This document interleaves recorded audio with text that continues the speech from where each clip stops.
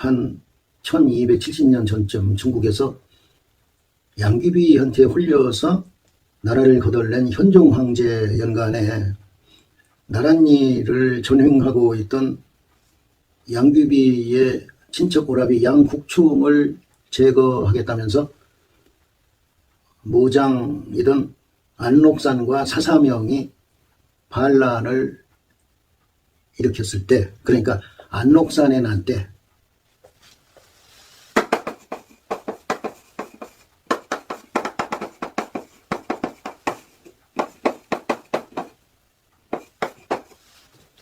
안록산과 사사명이 이렇게 돼서 안사의 난이라고도 하죠. 이때 현종 황제의 16번째 아들인 영왕 이린,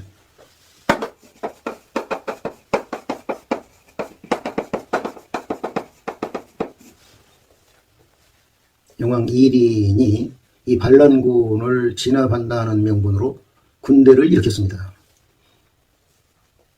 우리가 잘 알고 있는 시인 이태백도 영왕 이린의 권유에 따라서 이 거병에 가담하게 됐습니다. 그런데 영왕 이린이 얼마 후에 자신의 형으로서 현종 황제의 뒤를 이은 숙종 황제와 대립해서 패하는 바람에 반역자 신세로 전락하고 말았습니다. 그러니 이태백 선생도 덩달아 반역의 혐의를 쓰고 구속됐다가 귀양을 가게 됐습니다. 귀양을 가는 도중에 자신이 사면되었다는 소식을 들었습니다. 얼마나 기뻤겠습니까? 그런 기쁨을 누리며 목적지인 강릉으로 되돌아가면서 이런 시를 지었습니다. 이태백 시인이 59살이던 서기 759년도에 지은 이 시의 제목은 조발백제성인데요. 일찍 조자는 아침, 새벽 이런 뜻도 있기 때문에 아침에 백제성을 떠나며 백제성을 출발하며 이런 의미로 새기면 좋겠습니다. 방금 제가 영왕 이린이라고 했는데요. 이때 이 왕은 한 나라를 다스리는 임금이라는 의미가 아닙니다.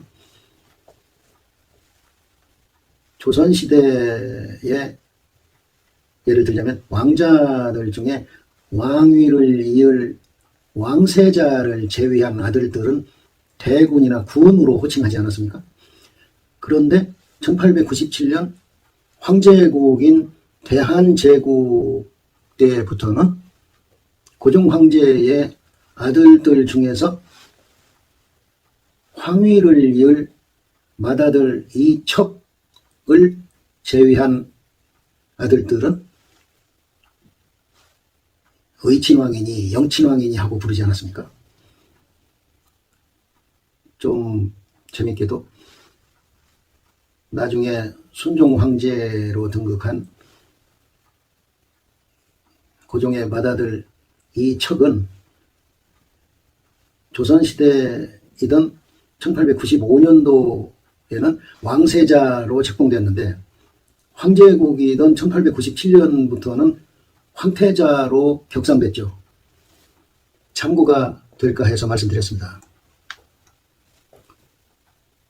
이 시를 한번 같이 보십시다. 조사 백제 채운간하고 아침에 아름다운 구름 사이로 백제성을 떠나서 천리 강릉 일일환이라 천리나 떨어진 강릉에 하루 만에 돌아왔도다. 양안 원성 제부주한데 양안 양쪽 강가 양자강의 양쪽 강가에서 원숭이 소리가 들리고 그 울음소리가 그치지 않는 와중에 경주 이과 만중산이라 가벼운 배는 이미 만겹이나 되는 산, 즉 첩첩산중을 지나왔도다. 이 사자는 하지 가다 떠나다 이런 뜻이 있습니다. 그리고 이 백제라는 말은 백제성을 말하는데요.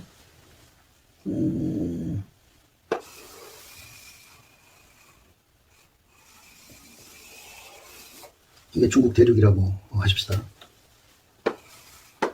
여기 산동성, 그 다음에 하남성,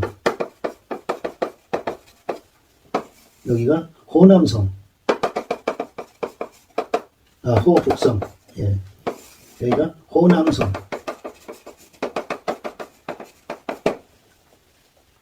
호북과 하남 사이 요쯤에 종경이라는 곳이 있죠. 충칭이라고 하는 곳.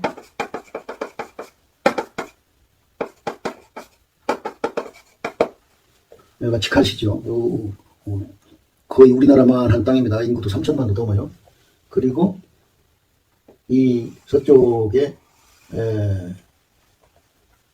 사천성이 스촨이라고 하죠. 또 이쯤에 규주성, 구이저우라고 하죠.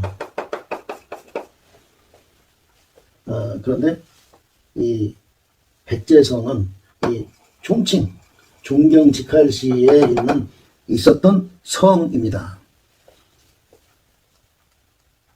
그리고 이 채자는 색칠하다 이런 의미도 있지만 여기서는 아름다운 색깔이라는 의미입니다. 그러니까 채운이라는 것은 아름다운 구름, 오색 구름, 무지개색 구름 이런 정도의 의미를 갖는다고 하겠습니다.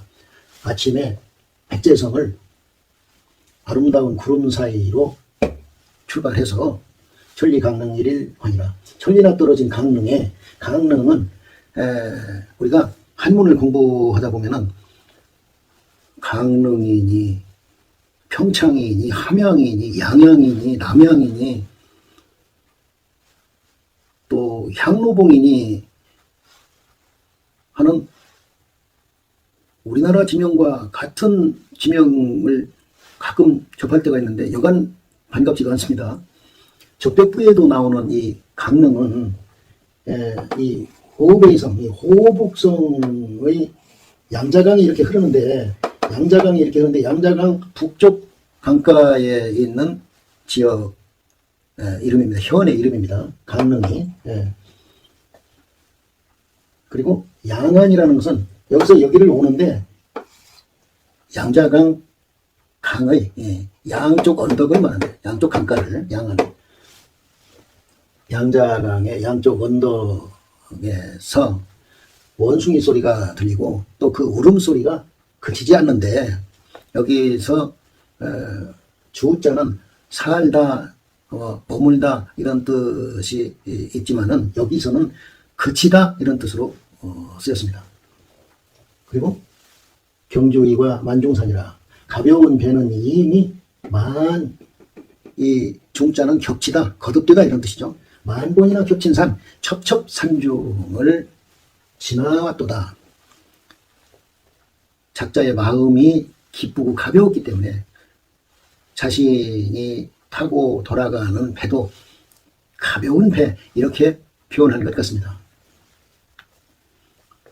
이 시는 반역 혐의로 이 강릉에서 여기 백제성을 거쳐서 이 귀주성 서북부에 있는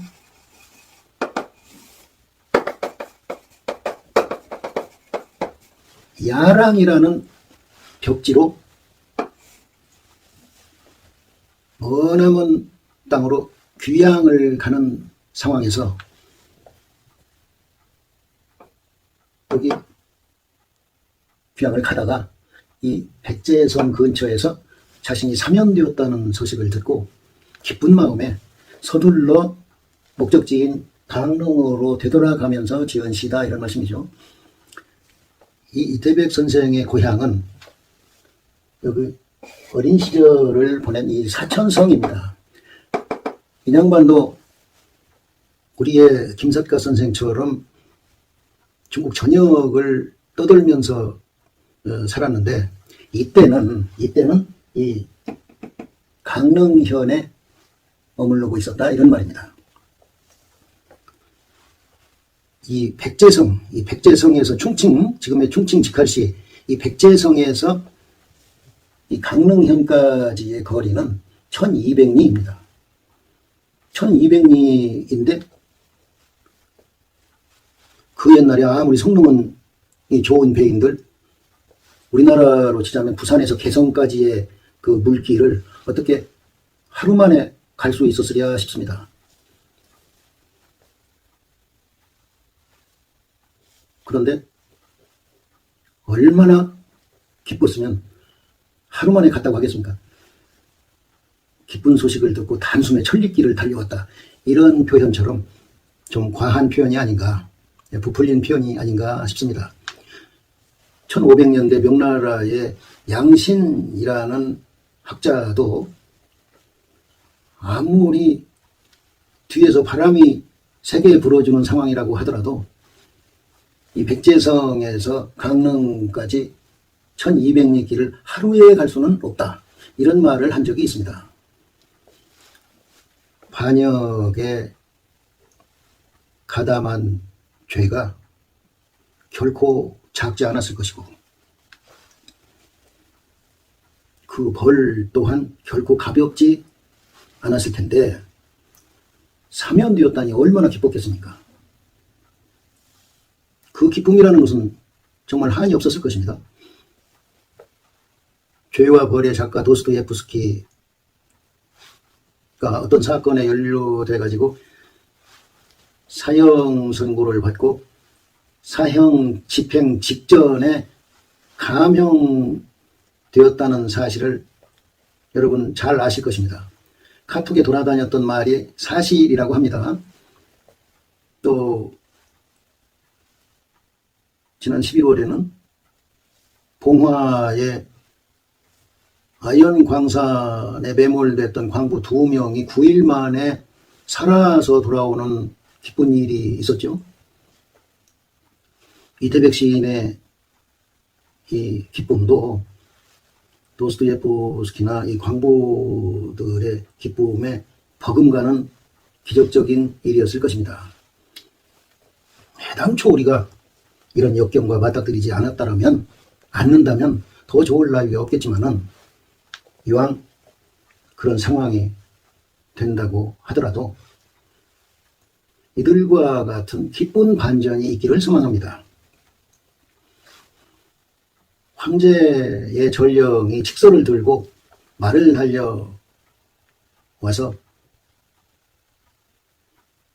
이태백 시인을 사면하고 도스토예프스키를 살렸듯이 함께 일하던 동료들이 밤낮 가리지 않고 땀 흘려 파들어와서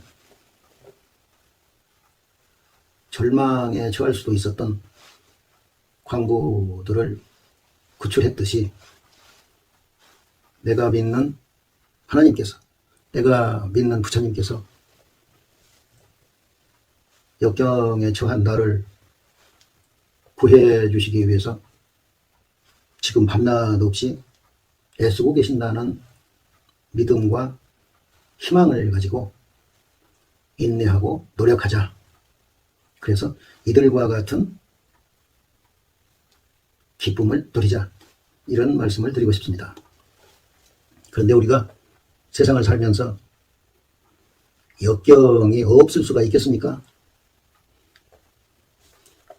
어려운 일, 괴로운 일이 파도처럼 왔다가 물러가고 또 밀려왔다 가고 하기를 반복하는 것이 우리네 세상살이 아니겠습니까?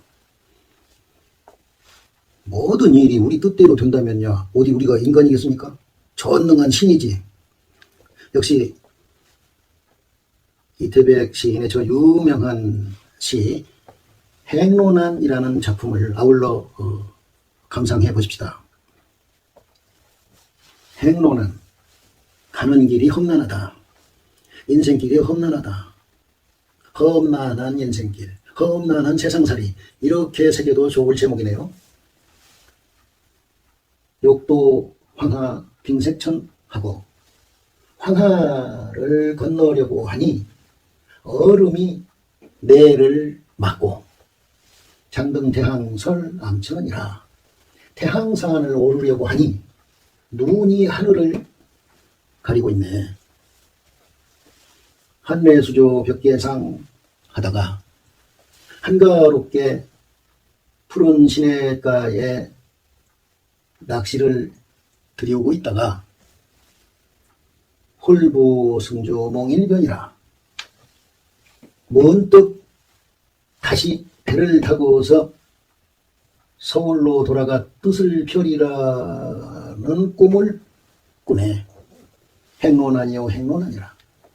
가는 길이 험난하다. 세상살이 험난하다. 다기로인데 그만 재려. 갈림길 많은 데서, 많은 갈래길에서 나는 지금 어디에 있단 말인가. 장풍 바람 휘우시에 긴 바람, 센 바람, 힘찬 바람이 파도를 해치는 기회가 있을 때면 직괴원범 제창해리라. 구름까지 닿을 것 같은 돛을 다시 달고 푸른 바다를 건너리라. 이 행론안이라는 시는 원래 6연의 12구인데요. 앞에 4구를 생략하고 쓴 것입니다. 이리 가려고 해도 저리 가려고 해도 앞길이 막혀있는 상황을 한탄하다가도 포부를 품고 정신을 차려서, 기운을 차려서 자신을 가로막는 장애들을 깨뜨려버리고 그 포부를 실현하겠다는 의지가 강조된 시지요. 이 욕자는 뭐뭐 하고자 할 욕자 아닙니까? 뭐뭐 하고자 한다 또는 뭐뭐 하려고 한다, 이렇게 새기면 되겠고요. 이 장자도 역시 이 하고자 할 욕자처럼 뭐뭐 하려고 한다, 하고자 한다, 이렇게 새기면 되는 글자입니다. 어조사입니다. 그리고 태행이라고도 읽고 태항이라고도 읽을 수 있는 이 산은 태항산을 말합니다. 여기에 이렇게 섬서성이 있죠. 산시성이라고 하죠. 이 섬서성이 있는데 이 섬서성과 하남성 사이에 있는 산이 태항산이다. 이것을 저는 태항산으로 배웠습니다. 태항산이라고, 태항이라고 읽는 경우가 많습니다. 태항산에 오르려고 해도 눈이 하늘을 어둡게 한다, 가린다 말이에요. 이 암자는 가린다는 뜻이 있습니다. 하늘을 가릴 만큼 눈이 많이 내려서 태양산에 오를 수가 없다. 그러니까 무엇을 하고자 하는데 장애들이 있어서 못하는 상황이다, 이런 얘기죠. 한내수조 벽계상 하다가, 이 말은 한가롭게 푸른 시냇가에 낚시를 들여오고 있다가, 이 말인데, 이 레자는 역시 글자 수를 맞추는 정도의 그런 정도의 의미가 있는, 다른 뜻은 없는 어조사입니다. 귀거래사 할 때도 그 레자가 별 의미 없이 쓰여진 글자라고 제가 전에 설명을 드린 바가 있네요. 이 청산리 벽계에서 올 때 벽계라는 말은 푸른 빛이 돌 만큼 맑은 시냇물이다, 계곡물이다, 이런 의미죠. 그리고 이 상자는 그 푸른 시냇물 위에, 이런 의미가 아니고 그냥 시냇가에 정도의 의미를 갖는 글자입니다. 홀보승조 몽일변이라. 문득 다시 기운을 차려서 다시 배를 타고서 일변을 꿈꾼다. 일변이라는 말은 수도 장안을 의미하는 말입니다. 당시 삼백수라는 책에 그 설명이 있는데요. 세설신어라는 책을 소개하면서 거기에 좋은 말들이 너무나 많이 쓰여 있습니다. 세설신어에. 근데 그 세설신어의 숙해편이라는 그 챕터가 있는데 거기에 보면은 동진의 창업자인 원제와 그의 아들인 뒤에 황제가 되는 명제와 대화를 나누는 이야기가 있는데 그 대화 속에 이 일변과 장안이라는 말이 번갈아 쓰이고 있다. 많이 쓰이고 있다. 그래서 이 일변이라는 말은 해의 언저리 이런 의미 아니겠습니까? 해의 언저리. 그런데 그 말은 장안이라고 새겨야 한다. 장안을 뜻하는 말이다. 이런 설명이 있습니다. 당시 삼백수에. 그래서 여기서도 일변을 장안이라고 새기겠습니다. 당시 수도이던 당나라 수도이던 행로난이요 행로난이라. 가는 길이 어렵구나. 세상살이 어렵구나. 다기로인데 그만저리요. 갈림길이 많은데 많은 갈래길이 있는데 지금 어디에 있단 말인가? 나는 지금 어디에 있단 말인가? 이 안자는 어디에 이런 의미를 가지고 있습니다. 어조사입니다. 장풍바람 휘우시에 힘센 바람, 긴 바람, 센 바람, 힘센 바람이 파도를 깨트리고 파도를 해치는 기회가 있을 때면 저는 이렇게 한문식으로 불어봤습니다. 이 기회 회자입니다. 그런 기회가 파도를 헤쳐주는 기회가 있을 때면 그런 기회가 오면 집계원범 제창해하리. 오은범은 구름까지 닿을 듯한 큰 돛 이렇게 새기고 싶네요. 그 돛을 다시 걸고 걸쾌 달고 이 직자는 곧게 바르게 이런 의미도 있지만 다시 새로 이런 의미도 있습니다. 그래서 저는 여기서 다시 배를 타고 장안에 올라가서 꿈을 펴겠다고 하는 말과 서로 호응하는 것으로 봐서 큰 돛을 다시 달고 푸른 바다를 건너리라. 만경창파를 건너리라. 이렇게 새기는 것이 좋다고 보는 것이죠. 이 시는 원래 말씀드린 대로 12연이었습니다. 그런데 내 구를 생략하는 것을 참고해 주십시오. 이쪽으로 가려고 해도 저쪽으로 가려고 해도 진로가 가로막혀 있는 그런 상황이지만 힘을 내서 내 꿈을 펼치리라고 하는 그런 내용입니다. 포부를 품고 기운을 내서 현실을 타개하겠다는 꿈이 어려 있는 이 행로난이라는 시에서 홀보승조 몽일변, 그러니까 서울에 올라가서 다시 내 포부를 펴겠다고 하는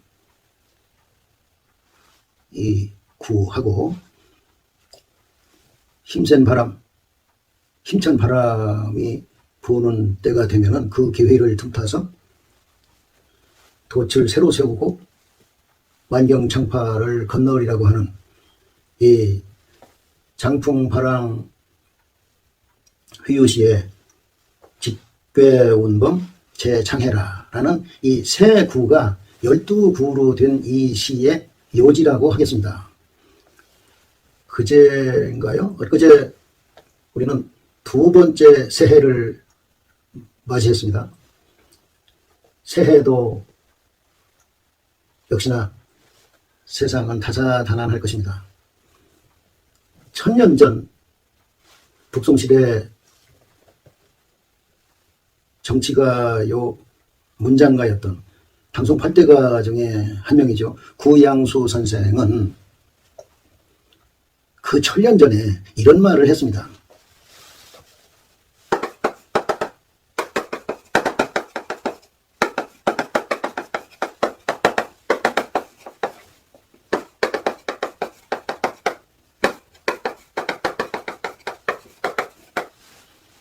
자고로 예로부터 치신은 적고 치신은 치세와 같은 말이죠.